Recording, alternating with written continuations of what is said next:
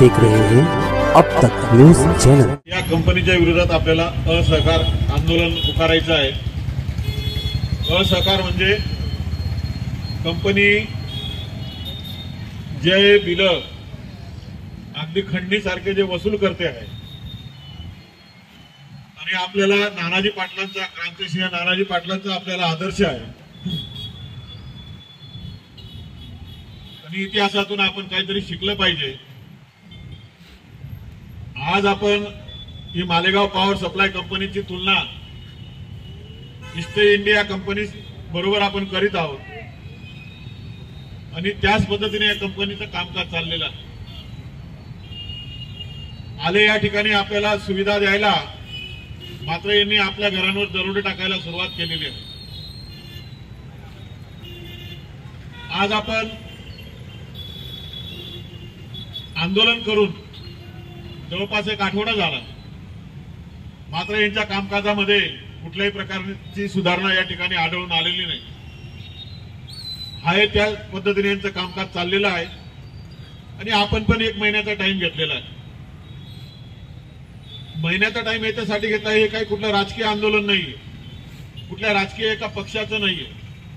सर्व पक्षीय आपण याच्यासाठी म्हणतोय की सर्वच भागातून नागरिकांनी, सर्व विचाराच्या नागरिकांनी, सर्व धर्माच्या नागरिकांनी यामध्ये सामील व्हावं, या उद्देशाने आपण याला सर्वपक्षीय म्हटलेलं आहे। मात्र आपल्याला एखाद्या क्रांती सारखं हे आंदोलन आपल्याला या मालेगावमध्ये करायचंय। मग क्रांती काही एका दिवसात किंवा एका आठवड्यात होऊ शकत नाही। आधी आपले मूल्य, आपल्याला या कंपनीच्या विरोधात अनेक आंदोलन झालेत, लोक आज त्या दृष्टीने पण बघतात आणि लोकांमध्ये आपल्याला विश्वास निर्माण करावा लागेल। आमच्या व्यथा तर भरपूर आहेत। आम्ही आज जर ऐकलं वीज बिल नाही भरलं ते थकीत राहील आणि नंतर परत हे आंदोलन करते जर थांबून गेलेत तर त्यावेळेस काय व्हायचं, ह्या अशा काही शंका लोकांमध्ये आहेत। मग लोकांमध्ये आपल्याला विश्वास जागवायचा आहे, तर मग ते कसं शक्य आहे?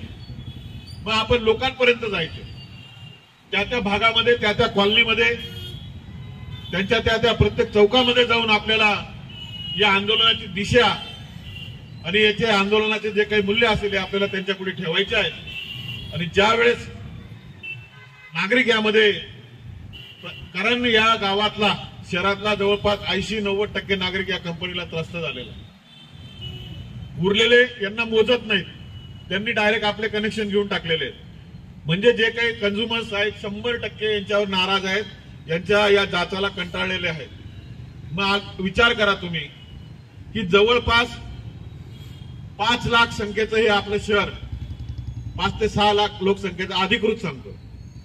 या शहरामध्ये जर व्यवस्थित जागृती निर्माण झाली आणि याच्यापैकी जर 50% जरी नागरिक या ठिकाणी रस्त्यावर उतरले, कारण कंझ्युमर जरी 1-1.25 लाखच्या आसपास असतील, पण एका घरामध्ये 5-5-6-6 व्यक्ती राहतात आणि हे सगळे जर एकत्र आले तर विचार करा, 3-4 लाखाचा मॉब जर आपण या ठिकाणी 18 जुलैला आपण आणू शकलो, तर मला नाही वाटत या कंपनीच्या विरोधात आपल्याला हिंसेचं काही कुठला हत्यार आपल्याला उपसावं लागेल।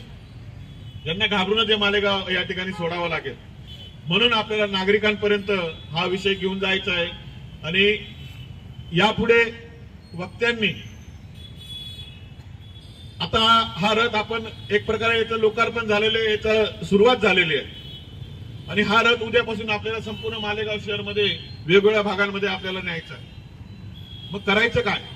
तर आज वक्त्यांनी आपापल्या भागाचं नियोजन सांगायचं।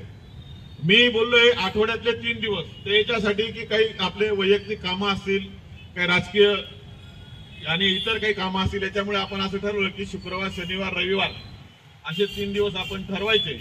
पण जर हा रथ समजा आम्ही नसलो, शहरामध्ये नसलो, तरी आपल्याला काही वक्त्यांना आपल्या भागामध्ये नेऊन जर याची जनजागृती करायची असेल, तर तसंही आपण पूर्ण आठवडाभर पण या रथाचा आपण या ठिकाणी वापर करू शकतो। म्हणजे त्या ठिकाणी ही सगळ्यांची लढाई आहे, ही फक्त मी, बंडू काका, गुलाब पगारे किंवा जितू बापू, राजाराम जाधव यांची लढाई नाही, ही आपली सगळ्यांची लढाई आहे। आणि मग या ठिकाणी आम्ही येऊ त्याच वेळेस होईल, त्याला उत्स्फूर्त आपण म्हणू शकत नाही।